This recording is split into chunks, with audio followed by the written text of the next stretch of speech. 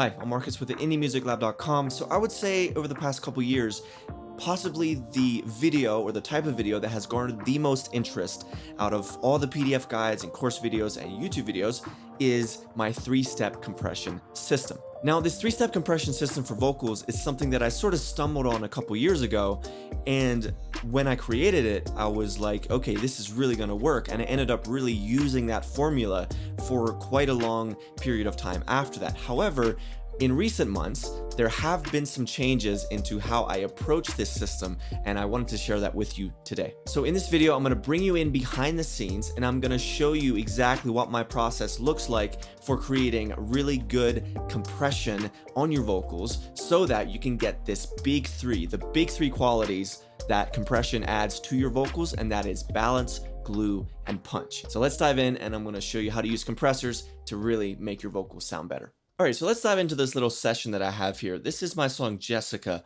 and I have the instrumental track up here, and I have the vocal tracks here. Since this session here is specifically for one of the videos in my Wow Factor Vocals course, so I'm really focusing in on the vocals in this session. And I went ahead and muted the original processed vocal, which is here on this lead vocals bus with all these plugins. We're not going to worry about that. We're not going to talk through that today because we're only focusing on this three-step compression system. So I duplicated the original audio, this dry vocal track here, and that sounds like this. Embers on your tongue, they're burning my eyes. And then in the context of the mix, she's the prettiest firefly.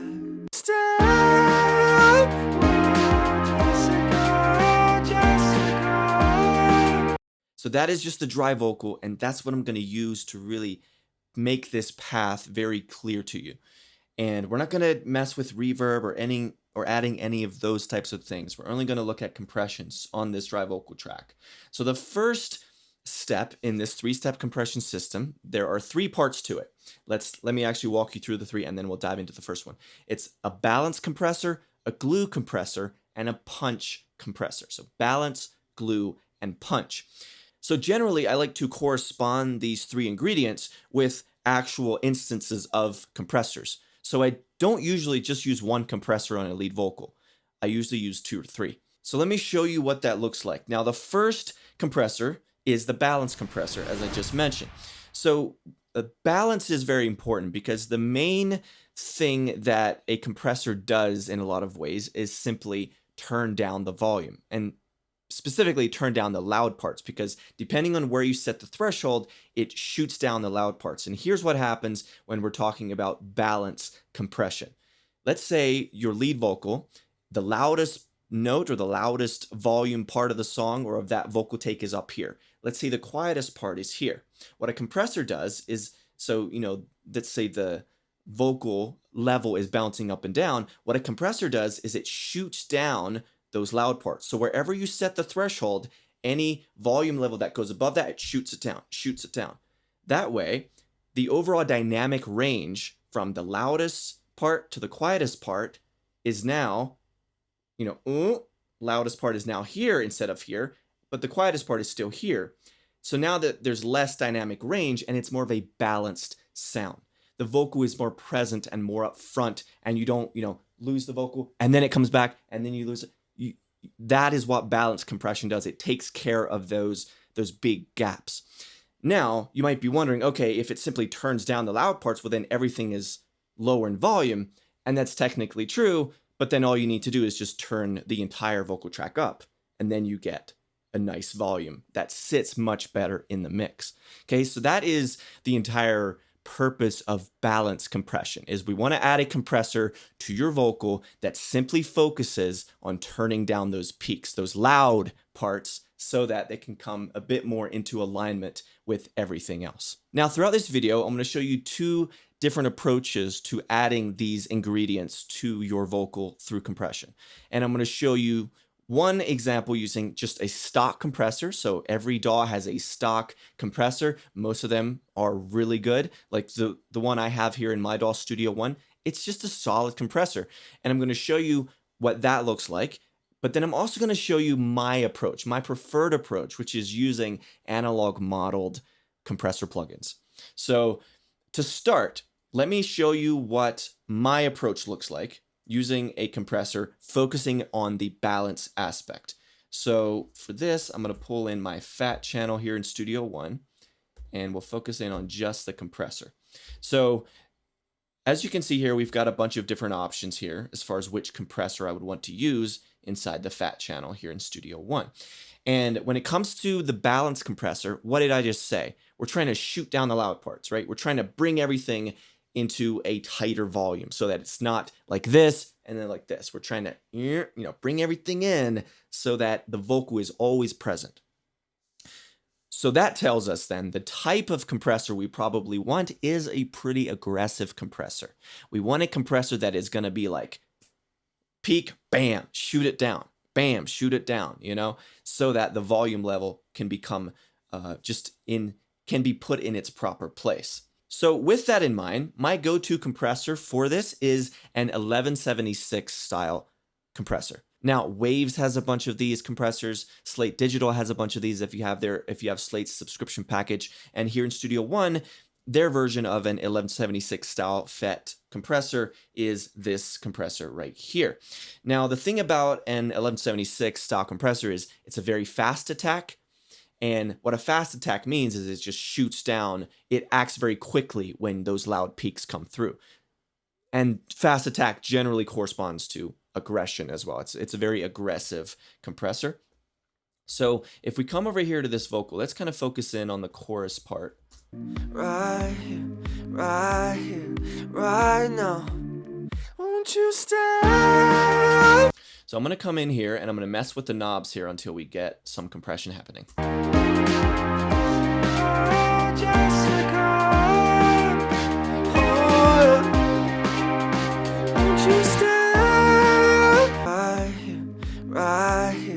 Right now, won't you stay? Oh,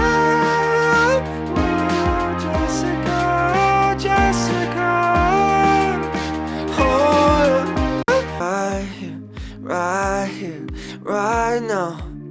Won't you stay? Oh, Jessica, Jessica.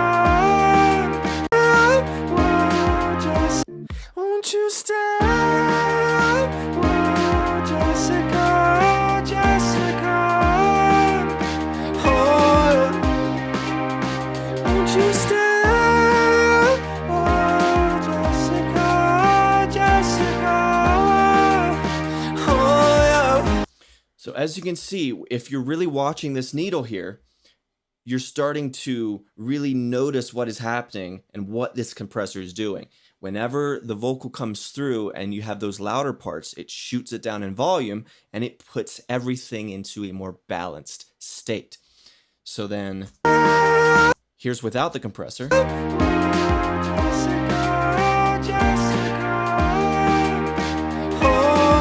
then here's with it.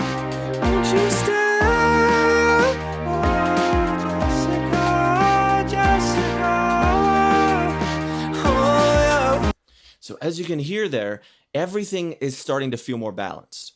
And that is the power of an 1176 style compressor, or just generally speaking, when you're going for balance and volume control, you generally want a fast attack and a fast release. So here I have, it doesn't really matter where I put this attack, it's going to be fast. So this is really fast over here, and this is the slowest that it goes, but that's still, it's like 1 millisecond, which is still quite fast. So no matter where it goes, it's going to be a fast compressor. So I'm going to go right about down the middle is usually a good place for what I like. And then the release, I just went as fast as it goes, which is 50 milliseconds. Because also when you're talking about volume control and balance is we're not trying to massage this vocal and really kind of create a smooth type of compression. We want more of an aggressive compression. So as soon as that loud part is no longer there, we want the compressor to let go of the audio. We don't want to overly affect the vocal track outside of creating more balance and really dialing in better volume control overall. Okay, so that is the purpose of a balance compressor. Fast attack, fast release, and in my case, I love using 1176 style compressors. Now, you might say, okay, that's fair, that sounds good, but I don't have a compressor that looks like this. I only use, my stock compressor in Ableton or Logic or whatever, and that's completely okay. And I'm going to show you what that would look like using a stock compressor. So I've muted the other one here, so now let's just focus in on using a stock compressor to get this balance compressor effect. So we're going to go, again, fast attack, fast release, something like this probably, and then I'll dial in the threshold here. Right here, right now. Won't you stay? Jessica, Jessica. Oh, won't you stay? Jessica, Jessica. Oh, yeah. For you. Right here, right now. So here is the meter. You can see that gain reduction happening right here. Won't you stay? And we're hitting about, 6 to 8 dB on the loudest parts. And then overall, most of the time, when it's being activated, it's around the 2 to 3 dB range. And then sometimes it's not being activated at all, and that's completely okay. You don't have to get the volume completely perfect. You still generally will need to do a little bit of volume automation as well, which means you go in and you might turn up one word and just for that word have that be a little louder in volume using automation. But this video isn't about automation, but compression really does make your life so much easier because it minimizes how much automation you then need to do.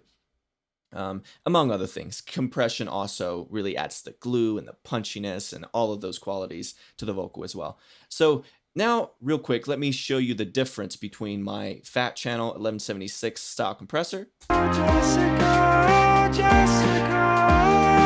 And then here is the stock compressor. Oh, won't you stay? Jessica, Jessica. Oh, yeah. Right here, right now. Won't you stay? There's by no means a big difference there, right? There's by no means a difference that your listener would be like, oh, if only the compression was different, or if only the plugin was different. Like the stock compressor works completely fine in this case, and so that's why I'm showing you both, just to really give you an understanding of that. So that is the balance compressor. Now let's move on to the glue compressor. And the purpose of a glue compressor is to, in some ways, almost massage that vocal. So we've already done some aggressive compression on it by really shooting down those spikes and those loud parts, right? Now what we want to do is to start to really massage this vocal, and we want to make it so that it fits really well and so that it is affected in such a way that it can make the song and the overall production feel a bit more vibey and smooth, right? And so let's come back. Let's turn on this fat channel here, which is our balance compressor. And now we're going to focus on adding a compressor that has a bit more of that massage-like quality to it. So let's come in here and I'm going to add another instance of the fat channel. And there are a few compressors in this library here that are just really, really cool, that just sound awesome and that have that smooth character to it. So let's go for maybe the classic compressor. This is a pretty smooth compressor here. And we'll see what this one does. Right here, right now. Won't you stay? Jessica, Jessica. Oh, won't you stay? Jessica, Jessica. Oh, yeah. Won't you stay?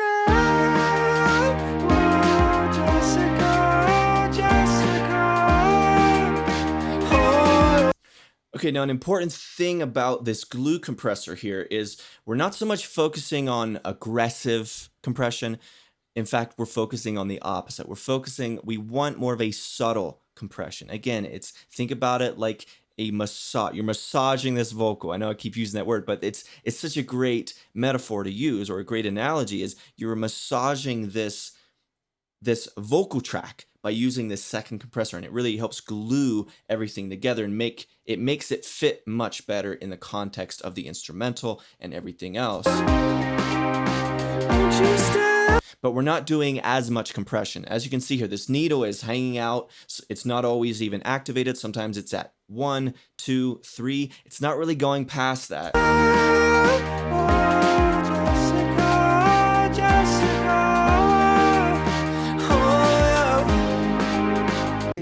Right now. So here's without it. Won't you stay? Oh, Jessica, Jessica. And then here's with it. Oh, won't you stay? Oh, Jessica, Jessica. Oh, yeah. It might still be a little bit much, so I'm going to ease off in that threshold. Won't you stay? Oh, Jessica, Jessica. It adds some presence to it. It just feels like it's a bit more glued, like it has more of a cohesive sound to it. And that's the purpose of a glue compressor, the second compressor here. So now let me show you very quickly. Again, if you only have a stock compressor, that's completely fine. And I'm going to show you what that could look like using a stock compressor. Now, real quick though, let's come back to this one to show you something. Notice how this doesn't have a traditional attack and release knob like most compressors do. Instead, you have a recovery knob, which is basically just a release knob, I presume. I think that's all that is. So the attack, it seems, is already built into this compressor. It's like a preset. The attack is already, no matter what you run through this compressor, the attack time is going to be exactly the same. So it already has that locked in, and then this recovery, I presume, just means release. And the release on this glue compressor, you want it generally to be a bit slower, or at least not slow in the grand scheme of things, but just slower than what we did with the balance compressor. The balance compressor, fast attack, fast release. For the glue compressor, it's generally a good idea to go medium attack, medium release. And so if you're looking, what that might look like on a stock compressor, let me show you what that could look like here. What that might look like on a stock compressor is perhaps something around 20 to 30 milliseconds, and then maybe around 50 milliseconds on the release time. And then if you come in here, Jessica, Jessica. Oh, won't you stay? Oh, Jessica, Jessica. Oh, yeah. Right here, right now. here's without Won't it. you stay? Oh, Jessica, Jessica. Oh, And then here's with it. won't you stay? Oh, Jessica, Jessica.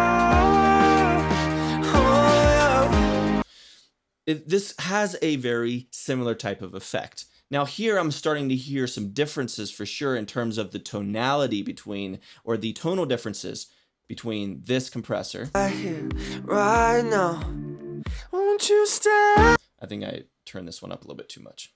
Oh, Jessica, Jessica.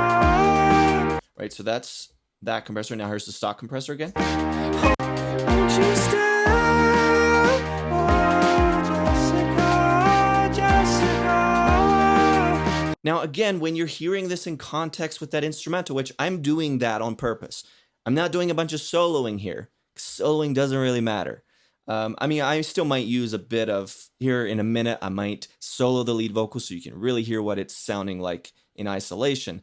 But there's a reason that this entire video so far, I'm playing this vocal with the instrumental tracks, because that is what matters. You need to be able to distinguish what you are hearing and hear it in context with the rest of the mix. And again, there's not a huge difference in terms of an analog modeled compressor like I'm using and a stock compressor. So you can by all means use stock compressors. That should not be holding you back from making great vocals and mixing great vocals. So now that we have that, so we have our balance compressor, we have our glue compressor. Now we come and we bring this home, and the third part of this process in this 3-step compression system is the punch compressor. Now, this used to be kind of a, I wouldn't say non-negotiable, but I used to do this on pretty much every track. I would have the balance compressor, the glue compressor, and the punch compressor. Recently, though, I've started to realize that on a lot of tracks, once you get the balance compressor and the glue compressor, you're kind of already set. So what I'll often do is I'll add a balance compressor, I'll add a glue compressor, and then I'll focus on other aspects of the vocal mix for a while. So I might add some EQ, I might add some saturation, some reverb, some delays. I'll just, dial in the mix since I have a solid compression starting point with the balance and the glue compressors. Then I focus on everything else. Then if I listen to the mix in context and by that point, after I've added some other things, I'm like, I still think we need some more punch. We need some more compression. That is when I would then go and add a punch compressor. But I would say in a lot of ways, the third compressor here is optional because often if you do it right, you only need the first two. But let's say that, I come to the end of this mix and I'm going to actually drag in because I've already mixed the vocal on this before, and I'm going to drag in the EQ, maybe drag in some of the other things that I initially added to this vocal track, maybe some saturation. And now let's see what we got. Won't you stay? And let's also send it to some reverb, right? Really try to get a feel for what this could sound like in the context of this mix here. Oh, Jessica, Jessica. Oh, won't you stay?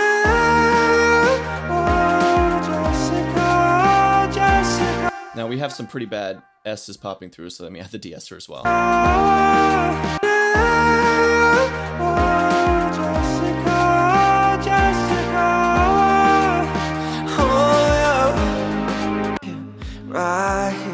Right now, won't you stay? Now there's still some EQ work that would need to be done on this, but I want to show you real quickly what my approach would be if we've added some if we added some of those other effects like EQ, saturation, reverb, delay, and then if we were to come in here and add another compressor, I would probably go for a 1176 style compressor again if I was trying to add some punch again. Now I might not make the attack quite as fast, I might go as slow as it goes, even though, as I mentioned before, no matter where the attack knob is here, it's still a fast attack. And then I'll probably go somewhere in here with the release. Pretty fast release.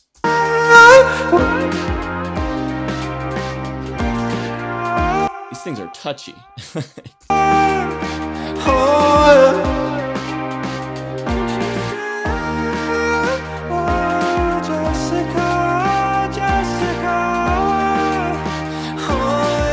See, that is really taking it over the top. That's really adding that punch to this vocal. Here's without it.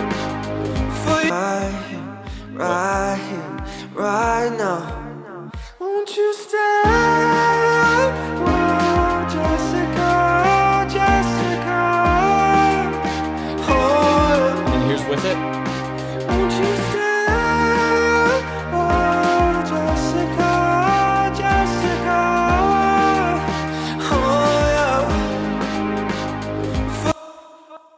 So there you go. That is the punch compressor. And again, you can obviously do that with a stock compressor as well, or you can experiment with any other types of compressors. Now, another thing to keep in mind is this is also a reason why I wait to add that third compressor, the punch compressor, until later, if I even add it, is because other plugins like saturation, I don't know if you ever thought about this, but saturation is also a form of compression. So if you end up using some distortion or saturation on your vocal, that is also compressing your vocal. So that is why I like to keep that third compressor on hold, just keep it on call, if you will. That way it's there if we need it. I'll pull it in if I need it, but sometimes I just simply don't. And the compression on my vocals are sufficient the way they are with just the first two. So there you go. That is my 3-step vocal compression system. updated here in 2023. Now, if you want to dive deeper, be sure to check out my free guide, The 7 Steps to a Killer Indie Song. That is what I teach here at the Indie Music Lab, is helping you create songs from start to finish and actually produce them and mix them and record them, and all of this entire process of creating songs from home, in our bedroom, in our home studio. This free guide is really going to help you get the big picture, to understand what the process actually looks like to create a great indie song from start to finish. It walks you through songwriting, recording, production, mixing, and it just shows you and lays out that track for you so that you can start to really gain some clarity and understanding of how this actually works. So I'll leave a link in the description below for that, so be sure to check it out before you head out. All right, thank you so much for watching this video. I'll see you in the next one.